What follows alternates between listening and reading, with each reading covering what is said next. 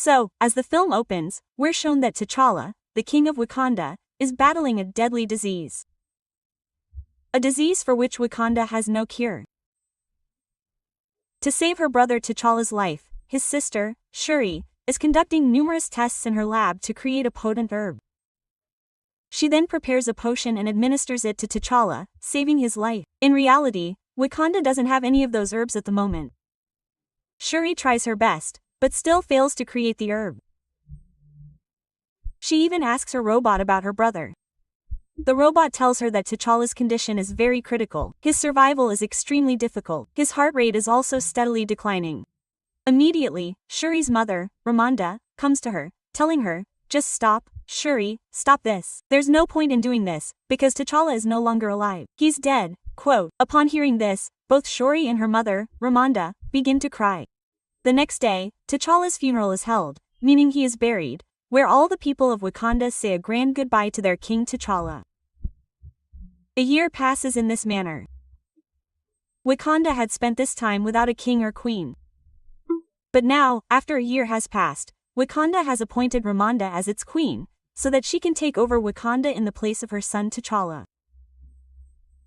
We are then shown a large ship in the ocean, a Wakanda laboratory, where some scientists are researching a dangerous metal. But then some soldiers attack them and try to enter the ship from all sides. These people had come to steal that metal. But then Wakanda's soldiers also arrive and attack the thieves. After beating them numerous times, they capture them and hold them captive. We then see a large meeting of all the world's nations, to which Queen Ramonda of Wakanda is also invited. Here, the leaders of all the nations tell Ramonda that her country, Wakanda, cannot protect the world's most dangerous metal because it's beyond her power. Therefore, give us all your metal. We will take care of it, so you don't even need to worry about it. Responding to this, Ramonda says that Wakanda has been protecting this metal for thousands of years, and will continue to do so. Because we are no less. And as for handing over the metal to you, that's simply not possible. We know that you will only make dangerous weapons from it, using which you will destroy the world. With that, Ramonda introduces all the soldiers who came aboard the Wakanda ship to steal the metal these people had captured. She then says, "We all know what you're thinking. That since the king of Wakanda is dead, there's no king or Black Panther to protect it, and now's the right time to steal the metal." Quote. But let me remind you not to be under this misconception. Wakanda may have lost its king, but its soldiers still know how to protect their country. Quote. After saying this, she warns the entire world, saying, if anyone even sets their sights on Wakanda or its metal, the consequences will not be good. Then, we're shown another ocean scene, where we see some soldiers and officers. All of these soldiers and officers were actually from the United States and an agency. They are all searching for the same metal underwater. They even have a machine that can detect it. Through this machine, they finally locate the metal in a location underwater. Two officers then go into the water to look for it. But then they are attacked by none other than soldiers from the city of Nemr. This city is called Talokan, also known as Atlantis. The Talokan people kill all the American soldiers there.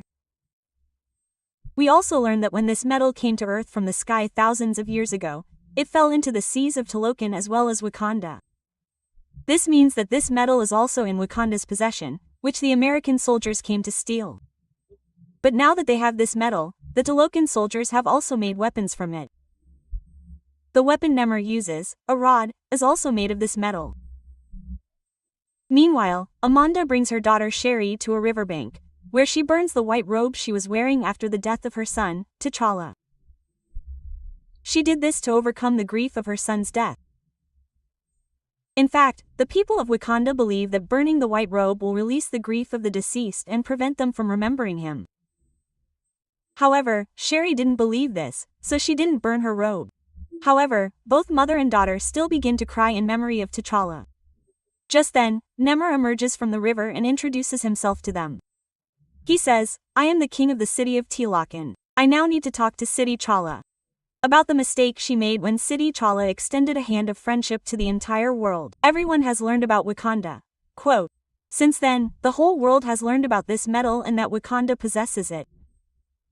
Since then, everyone has been after it. Because of this, the lives of my people are also in danger, because we also possess this metal. I believe that ever since the world learned the truth about your origin, Wakanda, that you possess this metal, the whole world has been after you.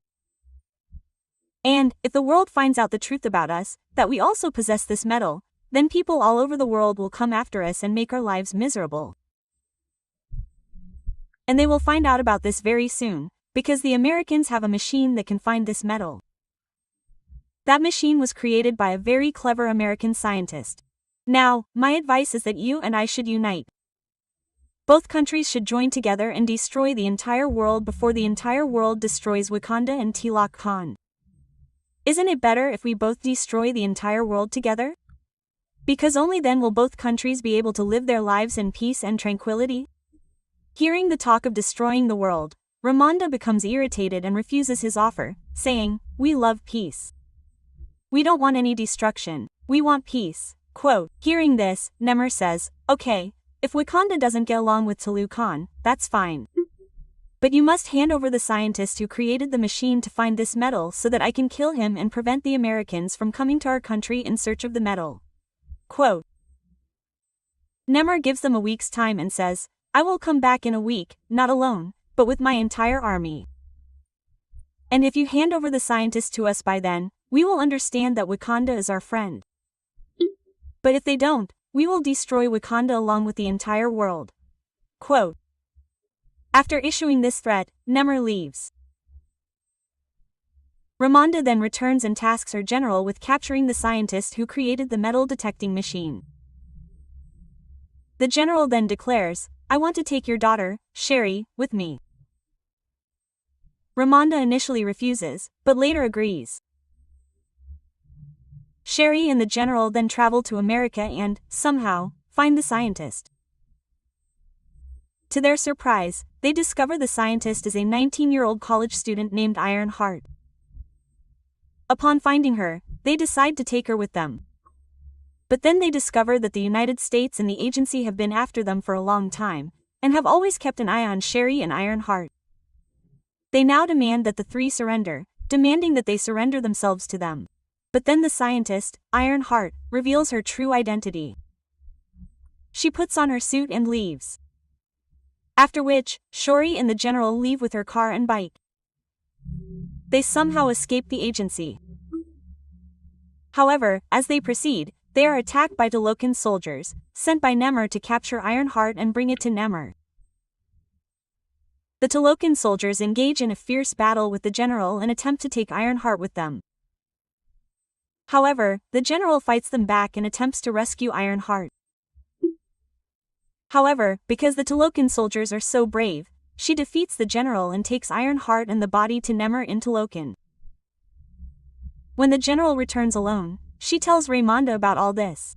However, she is furious that the general, despite being so brave, couldn't save them both. Therefore, she removes it from the general's obituary. Amanda then goes to the commander, a former general who had previously worked for Wakanda. Amanda believes that the commander has traveled to various countries around the world and has no one else with the experience of infiltrating another country. Therefore, she must be the one who can go to T'Challa and rescue her daughter, Shuri, and Ironheart. Amanda explains everything to the commander, who insists on bringing Shuri and Ironheart back. Afterward, the commander goes straight to T'Challa, kills several soldiers there, and rescues Shuri and Ironheart, bringing them back to Wakanda. However, we learn that when Shuri and Ironheart were with Namor, Shuri repeatedly told Namor not to kill Ironheart, saying he was not at fault. During this time, Namor explained everything to her from the very beginning. Now, we learn about Namor from the very beginning. We learn that Namor is 450 years old. 450 years ago, Namor's parents were humans. But then, disease and poverty killed everyone in his village, including his parents. They prayed to their god.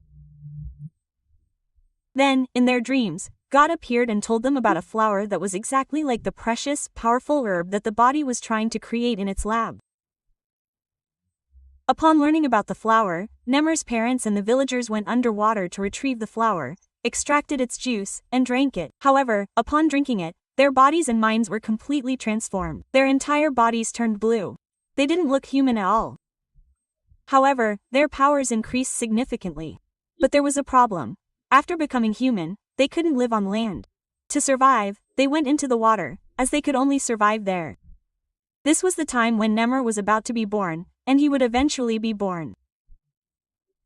Because Nemer's mother had also used this bridge, he inherited all these powers. Surprisingly, he could survive both underwater and on land. He also had wings on his feet and pointed ears. But as he grew older, his mother's death approached. His mother's only wish before dying was to see her former world, this land, and if she couldn't, she should be buried in her village. To fulfill his mother's final wish, Nemer takes her body back to her village. But upon arriving, he discovers that the villagers are being oppressed by outsiders, who even shoot Nemer. While the attack doesn't hurt him, he kills them all and burns the entire place down.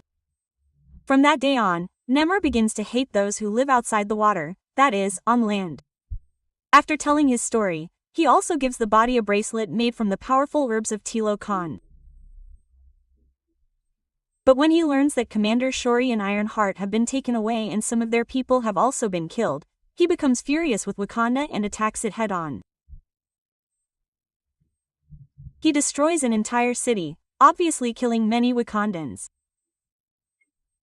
Queen Ramonda is also killed. But before dying, he tells Ramonda that this attack is just a glimpse. I will return with my entire army in some time and destroy all of Wakanda. With this, he leaves with his army. After this, Shuri learns that her mother has died. She is devastated. But to stop Nemer and take revenge, she begins working on the herb again. She takes out the herbs from the bracelet Nemer gave her and tests them on herself. She quickly realizes that these are no ordinary herbs, they possess the power of powerful herbs. Knowing this, she combines all these herbs with her DNA using her Vidi Chala. Finally, she creates a fake herb. As she drinks the juice, she imagines seeing her mom and dad. But instead, she sees a dangerous soldier who tells Suri, "You're not as kind and brave as your daughter Chala. You're just like me. Angry, vengeful. You only want revenge. You can never replace your brother." Quote, upon hearing this, Sun becomes enraged. She had already acquired powers from the powerful herbs, using which she dons the Black Panther suit and becomes the new Black Panther. Ironheart also constructs a more sophisticated suit for herself in the lab. They had already discovered that Nemer's weakness is heat. Therefore, if exposed to heat or kept away from water, he could become weakened. With all this preparedness, she takes her army and attacks Nemer's hometown, Talokan. This leads to a fierce battle between Wakanda and Talokan. Here, Shuri, in her Black Panther suit, brings Nemer to her large ship, which has been equipped with large heaters that emit intense heat and warmth. Nemer is weakened by the intense heat, but because he has his weapon in his hand, a rod made of dangerous metal, he destroys the entire ship. The ship is about to crash. However, Shuri uses her strength to somehow fly the ship to a desert, keeping Nemer away from water and weakening him. Once in the desert, a fierce battle ensues between Nemer and Suri. Nemer thrusts his rod through the sun's belly, weakening it significantly. After doing so, he begins to return to the water to regain his strength. But before he can reach the water, Shuri destroys his broken ship. She blows it up, causing the resulting fire to generate so much heat that Nemer begins to weaken. She then attacks Nemer with his own weapon, saying, "Either you surrender this battle or I'll take your life. Now it's better for you to give up, because if you don't stop the war, your people will be killed along with the others." He agrees to Shuri's words, and therefore, he surrenders to her. They both unite, return to their people, and end the war. Afterward, they become friends. Everything was fine. The people of both countries lived happily. But here we learn that in Wakanda, A principle is that before becoming king or queen, a person must prove themselves. They must win sword fights and battles in their country, proving that they are the bravest, strongest, and worthy of being king. But of course, they must do all this without using any powers, such as the herb. Now, since Shori will become the new queen, she too had to prove herself by winning this battle. But then it's revealed that Shori is not here. She's missing, and there was a powerful and dangerous soldier fighting here. This meant that this soldier would be the new king of Wakanda. We then see Shori, who has gone straight to the commander, where she has burned her white mourning robe to overcome the grief of her brother and mother, as she too has come to believe such things. Here, Commander Sheri introduces her son and tells him that she and her brother, T'Challa, secretly married, and this child is T'Challa's. That means only Ramonda knew about this about your brother. After which, today you also found out. Here, the child tells Shori his name, and the story ends.